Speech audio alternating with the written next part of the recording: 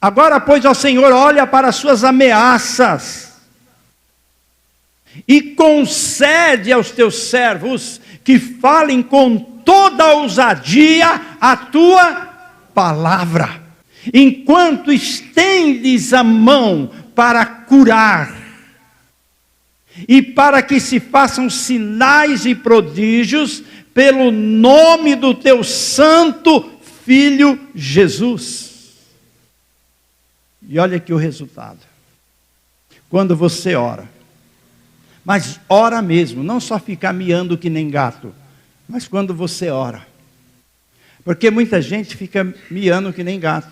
A sua oração, irmão, é que nem um gato miando.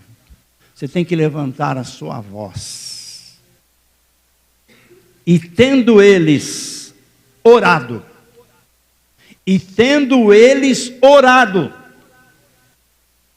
moveu-se o lugar em que estavam reunidos, e todos, alguns não, todos, um ou dois não, todos foram cheios do Espírito Santo, todos, e anunciavam com ousadia a palavra de Deus. Amém, povo de Deus? Pode fechar a sua Bíblia. Quando nós lemos estes versículos na palavra de Deus, o que você sente? Me diga, o que você sente? Qual é a sua reação? Qual é a sua reação quando você lê uns versículos como este? Que você não está orando, que não acontece nada. Ora e não acontece nada. Tem alguma coisa errada, não tem?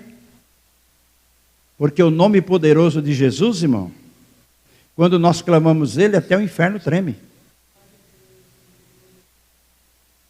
O que está acontecendo então? Por que não acontece isso que está escrito aqui? Porque nós não estamos orando. A Bíblia diz que nós não sabemos orar. Quando você ouve alguém orar com as palavras bonitas, até uma sequência de oração, você acha bonito, meus irmãos, apenas enfeite, porque de poder não tem nada. Tem que ter poder, irmão, porque nós não sabemos orar como convém. Você pode orar quanto você quiser, mas a Bíblia diz que nós não sabemos orar. É tanto que a continuação do versículo diz assim que o Espírito Santo então entra em ação. Mas para que o Espírito Santo entre em ação na tua vida, você tem que tê-lo na tua vida. Se você não tem o Espírito Santo, como que ele vai entrar em ação na tua vida? Diz assim que quando nós vamos orar, nós não sabemos orar. Então o Espírito Santo entra em ação com gemidos inexprimíveis diante de Deus, para levar e apresentar o que é que nós estamos querendo falar. Então você precisa do Espírito Santo. Não é uma questão, irmão, de você achar. Não é isso. Você precisa e acabou. Quantos milhões de crentes no planeta Terra estão vivendo uma ilusão? Por que hoje, nas igrejas, pastor Leandro, precisa o pastor vir de tudo calça rasgada, para mostrar para o público que ele é do povão? Precisa vir com brinco, precisa vir com piercing, precisa vir todo tatuado na igreja. Para que isso? Para que precisa fumaça no púlpito? Para que precisa um jogo de luz? Para que tudo isso? Para que tudo isso, irmão? Para iludir as pessoas, mas de poder de Deus lá não tem nada. Apenas um show, como um show do mundo, que você vai, se diverte, depois vai para casa. Nada mais e não sai disso. Vazio. Continua vazio. Então, irmãos, você precisa buscar o Espírito Santo. Não fica pensando, a igreja que eu frequento, o pastor é uma bênção, o outro pastor é uma bênção, o obreiro é uma bênção, como ele ora bonito, eu gosto de ouvir fulano orar, eu gosto de ouvir fulano pregar. Meu irmão, o problema não é esse, o problema é você. Você precisa ter o Espírito Santo na tua vida. Senão, irmão, vai ser muito difícil você subir na hora do arrebatamento. Nós estamos vendo hoje, irmão, que a maioria dos crentes estão brincando de crente. Estão brincando que são crente. Até querem ser crente. Mas o pecado não deixa, porque as pessoas não abandonam o pecado. Irmão, você precisa abandonar o pecado. Se você não abandonar o pecado, não tem como você estar cheio do Espírito Santo. E olha a oportunidade que Deus está nos dando agora, aqui, nesse momento, de você tomar a sua decisão e dizer, agora, a partir de agora, estou abandonando todo o pecado. É decisão tua. Não é do pastor, não é da igreja, não é do Senhor Jesus, não é dos obreiros, não, é sua. Você tem que tomar a decisão. Porque vocês não imaginam, irmão, o que está para acontecer nesse mundo. Vocês nem imaginam o que está para acontecer. E eu digo isso porque poucos aqui leem Bíblia. Eu sei disso, porque só de conversar com a pessoa você percebe se ela lê a Bíblia, se ela não lê. Quando a sua conversa não é de Bíblia, é sinal que você não lê Bíblia. Porque a boca fala do que o coração está cheio. Então quando você está com o coração cheio da palavra de Deus, a tua boca fala das coisas de Deus. Quantas pessoas entregaram a vida a Jesus, irmão, quando nós íamos fazer culto em Francisco Morato, irmão Silva? A gente vinha no trem. Às vezes saía de lá, até estava meio vazio. Depois, conforme ia passando as estações, ia lotando. Mas como nós pegamos lá no final em Morato, a gente vinha sentado. E o que acontecia? Nós vínhamos conversando, falando o que aconteceu no culto, que coisa gloriosa, aquela visita, aquele irmão, aquela irmã, aquela pessoa que entregou Jesus, aquela pessoa que foi liberta dos demônios do culto. E nós vínhamos comentando como Deus é maravilhoso, e vínhamos falando das grandezas de Deus. As pessoas que estavam em pé, começavam a se chegar perto, um empurrando a outra, para ouvir nós falar. E muitas delas entravam na nossa conversa. Porque nós estamos falando palavras de vida eterna. Amém, povo de Deus? Ah, que coisa linda. Eu digo com sinceridade aos irmãos, eu tenho saudades, irmão. Saudades de ver a ação de Deus. A pessoa chega com dor, na hora a gente ora e a dor vai embora, a pessoa sai abençoada, gritando aleluia. Olha só. Voltando ao texto. O Espírito Santo, irmão, ele foi enviado e foi dado para a igreja. O Espírito Santo, ele foi dado para nós no dia de Pentecostes. Por isso, o primeiro versículo que eu li, capítulo 1, verso 8 de Atos, Jesus falou, ficai em Jerusalém, até que do alto sejais revestidos de poder, e então sereis minhas testemunhas. Para ser testemunha de Jesus, irmão, não é como as testemunhas de Jeová. Testemunha de Jeová, eles aprendem, são ensinados, decoram aqueles textos e saem pelas ruas, até obedecendo uma ordem de Jesus, você sabia? Porque é de 2 em 2 para ir pregar. Não é para ir sozinho, é para ir de 2 em 2. Mas só que tem um detalhe, irmão, eles não têm o Espírito Santo. Então não conseguem compreender nem o que eles estão ensinando. E quando você lê a Bíblia, se você não tem o Espírito Santo, você não entende nada. Você vai entender apenas uma história. Ou como nós estamos falando que Jesus agora mandou os discípulos ficarem em Jerusalém, e quando ele estava dando essa ordem, ele começou a subir, a flutuar e foi embora.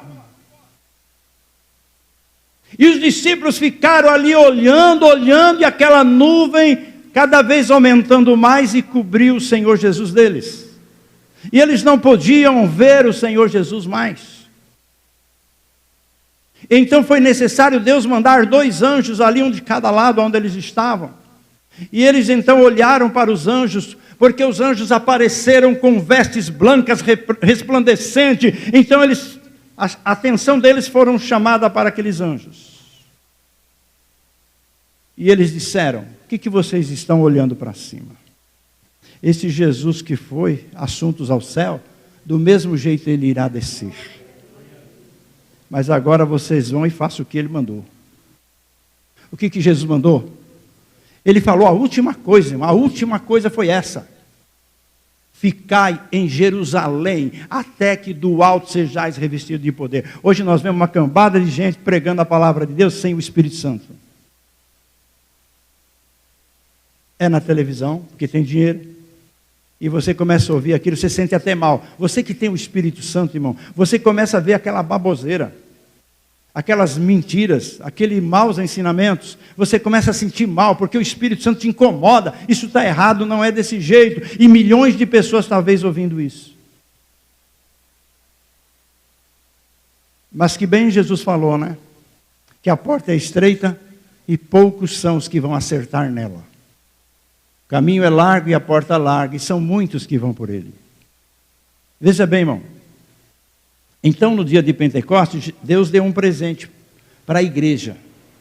Deus deu um presente para a igreja. Esse presente chama-se Espírito Santo.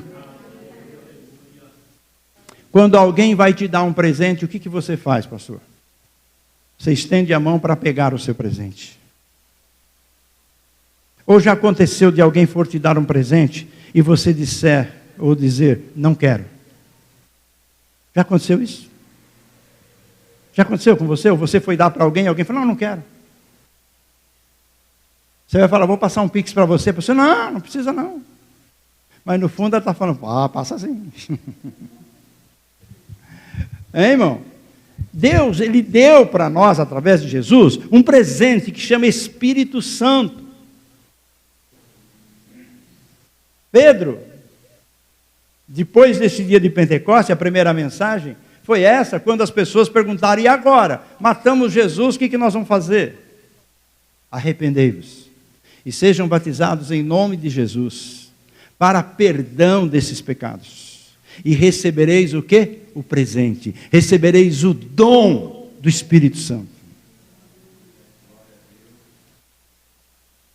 É um presente, irmão. No dia de Pentecostes, quem estava reunido? Os judeus. A maioria ali eram todos judeus. Pode ser que tinha algum outro.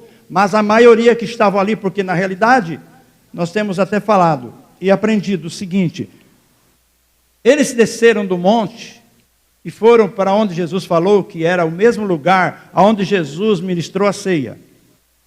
E eles foram para lá. 500 pessoas. Então o lugar não era pequeno. Porque mesmo quando Jesus fala com Pedro e João para ir lá preparar a Páscoa, Jesus fala: um amplo lugar. Então o lugar era grande.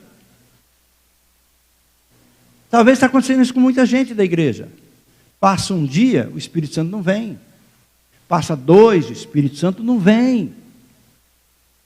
Passa 3, o Espírito Santo não vem. E as pessoas começam a falar, começam a murmurar. Irmãos, 380 pessoas foram embora. Das 500 que se reuniram, 380 foram embora. Talvez eu preciso dormir, eu preciso descansar, eu preciso tratar dos meus negócios, eu preciso ver minha família, preciso ir lá porque eu tenho minhas dívidas, tenho que pagar minhas dívidas. Cada um dava a sua desculpa. E foram indo embora. Mas, irmãos, cerca de 120 permaneceram os 10 dias. Jesus não falou que ia ser 10 dias. Jesus não falou que ia ser 5 dias. Ele simplesmente disse: permanecei ou ficai em Jerusalém, ficai até que do alto sejais revestidos de poder. Ele não disse quanto tempo ia demorar. Aqueles que creram, ficaram. Aqueles que creram, permaneceram. E receberam o Espírito Santo no dia do Pentecostes. Eu fico pensando, imaginando, como o pastor Leandro sempre fala, que ele sempre viaja nos textos, aqueles apóstolos, irmão, que estavam trancanfiados dentro daquele lugar, com portas fechadas, janela fechada, talvez até alguém ali perto da porta, ver se escutasse algum barulho, porque eles estavam com medo. Medo das provocações, medo das perseguições, medo das ameaças das autoridades. Eles estavam ali, mas foi exatamente nesse dia que eles receberam o Espírito Santo. E aí, irmão, o que aconteceu? Abre janela, abre porta, vamos todo mundo para a rua. Cadê o medo? Sumiu. Porque o Espírito Santo preencheu o lugar do medo. E eles saíram. E quando eles abriram as portas do cenáculo, a Bíblia diz, um monte de gente estavam ali para querer saber o que estava acontecendo. Devido ao barulho que eles fizeram com aquela oração. E 3.000 almas se rendeu ao Senhor Jesus. Olha, preste bem atenção. Dia de Pentecostes, o Senhor deu de presente o Espírito Santo para a igreja.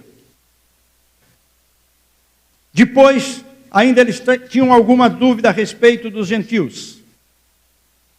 Então Deus usou exatamente aquele que ele escolheu para dirigir, primeiramente a igreja de Jesus, depois que ele fosse embora, que era Pedro. E Deus mostrou para Pedro que os gentios faziam parte da igreja também, e que Deus não faz acepção de pessoas. Então ele foi enviado à casa de Cornélio, onde Cornélio já fazia 3 dias que estava em consagração, com um monte de gente. Está pensando que para receber o Espírito Santo é só chegar aqui, ó Senhor, derrama o Espírito Santo sobre mim, e pronto, e vai embora cheio? Não! Até para você receber o teu salário, você tem que suar, você tem que trabalhar o mês todo. E como que para receber o Espírito Santo você quer, ó Senhor, derrama o teu Espírito? Não, irmão, não é assim que funciona. Cornélio estava 3 dias em consagração lá com a sua família e com mais pessoas, soldados romanos. Eles estavam lá quando Pedro chegou. Pedro começou a falar de Jesus e de repente o Espírito Santo veio sobre eles. Deus deu aos gentios o Espírito Santo também. Então nós vimos aqui, os judeus receberam o Espírito Santo. Os romanos receberam o Espírito Santo. Passou algum tempo, estava Paulo pregando em Éfeso. Éfeso, a maioria dos moradores de Éfeso não eram romanos, eram gregos. Adoravam inclusive uma deusa que era uma deusa grega. E Paulo chegou naquele lugar, e quando ele começou a falar, 12 homens disseram, nós já somos do caminho. Vocês já receberam o Espírito Santo? A pergunta, irmão, não é vocês entregaram a tua vida a Jesus? Não, foi vocês já receberam o Espírito Santo? A gente nem ouviu falar do Espírito Santo. Uai, então no que vocês foram batizados? Nós somos batizados no batismo de João. João realmente pregou e falou que tinham que se arrepender. E que depois dele viria um outro poderoso. E esse poderoso chama-se Jesus. Vocês têm que ser batizados no nome dele. Então Paulo levou eles, batizou, falou, agora vamos voltar lá para casa. E começou a orar para quê? Para que eles recebessem o Espírito Santo. E os gregos receberam o Espírito Santo. Grego também é gentil. Então nós percebemos, os judeus receberam o Espírito Santo de presente, os romanos receberam o Espírito Santo de presente, os gregos receberam o Espírito Santo de presente, nós brasileiros também recebemos de presente o Espírito Santo de Deus, irmãos. É só buscar, é só pegar. Você percebeu quando você vai dar um presente para alguém? Se a pessoa está sentada, ela continua sentada? Não, irmão, ela levanta. Ela levanta para receber, só se for pego de muita surpresa. Aí do jeito que está, ela recebe. Mas geralmente a pessoa levanta para pegar o presente e te dar um abraço. E te agradecer muito pelo presente que você deu para ela. Pode ser até uma caneta, como às vezes acontece aqui na quarta-feira. A gente dá um mimozinho para alguém, a pessoa fica toda feliz porque recebeu aquele brinde. Porque todo mundo gosta de receber presente. E Deus deu para nós, irmãos, o Espírito Santo de Deus. Olha, veja bem, no dia de Pentecostes, irmãos, estavam ali pessoas de várias nações, mas eram todos judeus. Aqueles que estavam em Jerusalém no dia de Pentecostes, aqui relata no capítulo 2, que tinha cerca de 15 nações representadas. 15. Mas todos eles eram judeus. Judeus que pela dispersão, cada um estava morando em um determinado lugar. Mas quando chegava o tempo da Páscoa, o tempo de Pentecostes, eles saíam da onde eles estavam, do país onde eles estavam, e vinham para Jerusalém, para comemorar todas as festividades de ordenança de Deus. Então, quando Pedro pregou, estavam ali representantes de 15 nações. E eles se entregaram ao Senhor Jesus, foram batizados, foram os primeiros que participaram da igreja do Senhor Jesus. E aí, eles levaram esta palavra para muitos lugares, ou pelo menos para esses 15 lugares onde eles moravam, eles levaram Jesus para lá. Então a palavra de Deus me diz, irmão, eu não vou ler o texto, mas em Efésios mesmo, Paulo orientando a igreja, e nos orienta hoje aqui, que quando uma pessoa ouve a palavra de Deus, eu creio que todos vocês já ouviram muitas vezes a palavra de Deus, quando a pessoa ouve a palavra de Deus, primeiro que nós reconhecemos que nós somos pecadores. Você sabe que filho de crente é o mais difícil de se converter? Você sabia disso? O filho de crente é o mais difícil. Ele acha porque ele é filho de crente, ele já está salvo. Ele acha que porque ele é filho de crente, ele pode fazer o que ele quer. Eu tive muita dificuldade, porque eu nasci dentro de um lar evangélico, e quando eu cresci ali, ainda era menino ainda, eu achava que eu já estava no céu, que eu já era salvo, que eu já era um escolhido de Deus, e está tudo bem. Quando se aproximei, mais ou menos 14, 15 anos, então comecei a entender pelo Espírito que eu precisava tomar a minha decisão. Não é porque o meu pai era um homem de Deus, não era porque a minha mãe era uma mulher de Deus, que eu também seria uma pessoa de Deus. Eu poderia estar sendo santificado pela vida deles, mas ainda faltava alguma coisa.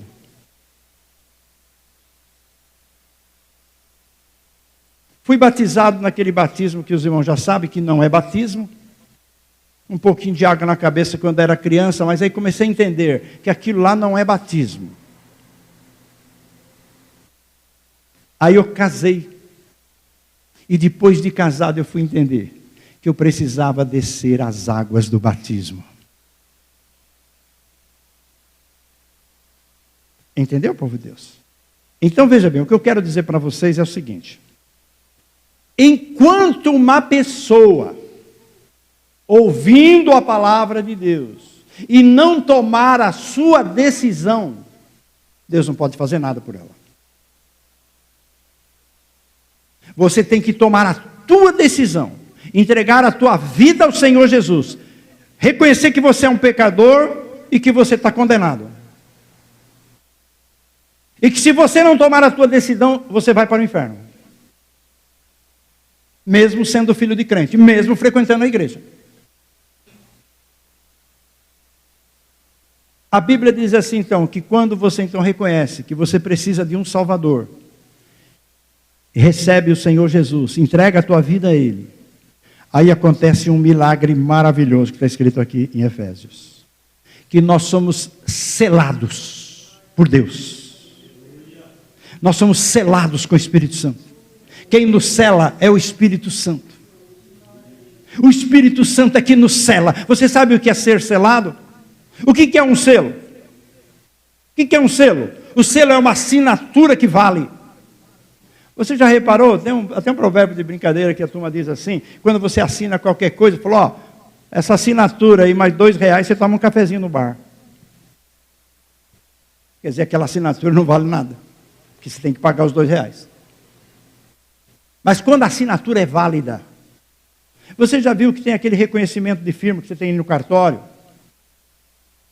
E tem uma outra assinatura, mais especial ainda, que chama assinatura autenticidade. Como é autenticidade? Com autenticidade. Você tem que ir no cartório, além de reconhecer a firma no seu documento, você tem que assinar o livro do cartório, e eles vão conferir se a sua assinatura bate. Então essa assinatura tem validade. Quando nós entregamos nossa vida a Jesus de fato e de verdade, não é dizer eu aceitei Jesus só, não, de fato e de verdade, você tomou a sua decisão, então o Espírito Santo nos sela.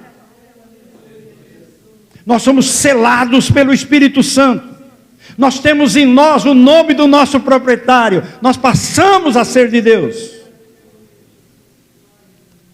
E quando nós somos selados, nós temos a garantia da nossa salvação e da proteção divina na nossa vida. Caso contrário, você está como qualquer pessoa lá de fora. Veja bem, irmão. Depois que você é selado, está tudo bem, já sou selado, como eu estava vindo ontem aqui, né, na reunião. Agora já sou selado. Mas não é só isso, irmão. Não é só isso. Se você não fizer a outra parte, tudo isso não vai valer de nada. Você tem entregue sua vida a Jesus, ser batizado, ser selado, não vai adiantar de nada. A ordem agora é que você precisa o quê? Ser cheio do Espírito Santo. Ser cheio, não só selado, mas cheio do Espírito Santo. E para ser cheio do Espírito Santo, você precisa ser batizado com o Espírito Santo. Olha, irmão. Ainda o texto em Efésios diz assim: não vos embriagueis com vinho, mas enchei-vos do Espírito Santo. E aí tem uma lista. O que você precisa fazer para você ser cheio?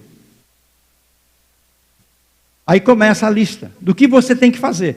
Eu vou deixar para você o capítulo para você ler em casa, porque eu não vou falar agora, senão vai prolongar muito. Eu não quero prolongar muito. Então veja bem, Efésios capítulo 5. Aí depois você vai ler do versículo 18 em diante, pode até marcar aí, que você tem, o que tem que fazer para você ser cheio do Espírito Santo.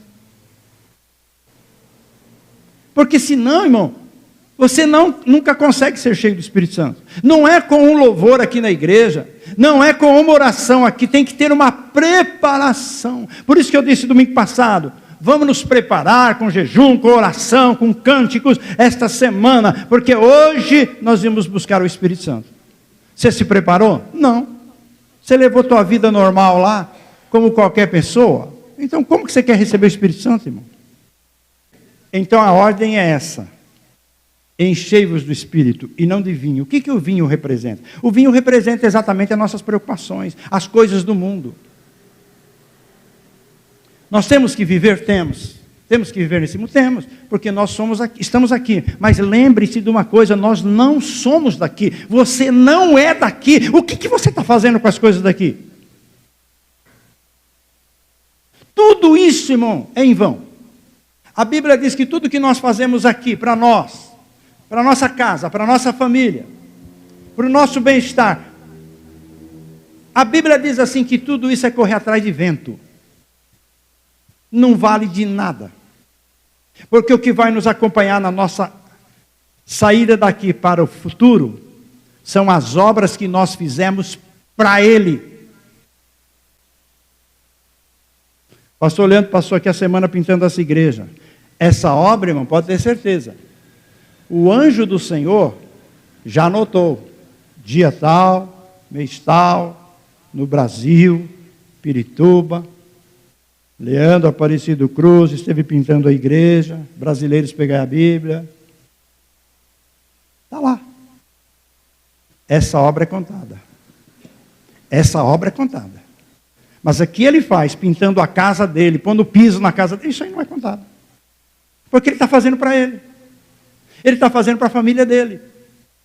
O nosso trabalho, que nós trabalhamos para ganhar o pão de cada dia, para manter nossa casa, isso aí não é contado. Isso é uma obrigação nossa. Trabalhar e manter nossa casa, nossa família. É obrigação nossa. Não é para Deus que nós estamos fazendo. Quando você sai, que nem vai ter evangelização após o culto, né, diácono? Aqueles que forem trabalhar, um folheto que você distribui, irmão, já é anotado. Um folheto que você distribui vai ser anotado. Uma palavra que você der para alguém, um convite, uma oração, é anotado. Você está fazendo para Deus. Porque com isso você não vai ter lucro nenhum aqui na terra. Ou tem? Você sai distribuir um folheto numa rua.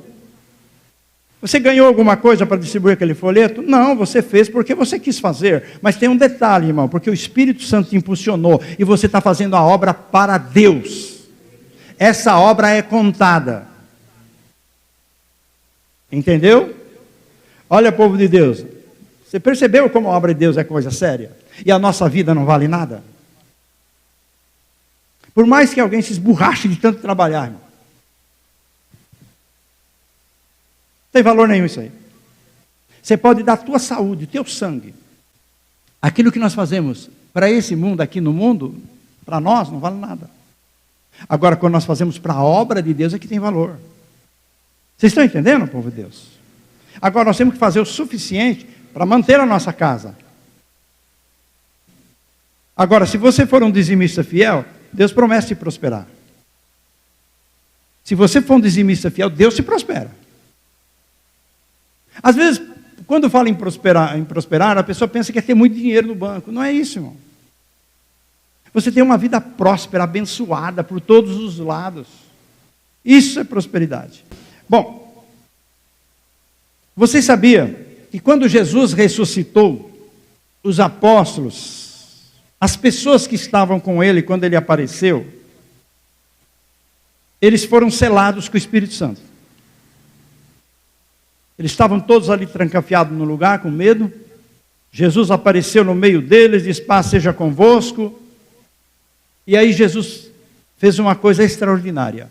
Jesus selou todos eles com o Espírito Santo. Como? Jesus assoprou sobre eles e disse: recebam o Espírito Santo.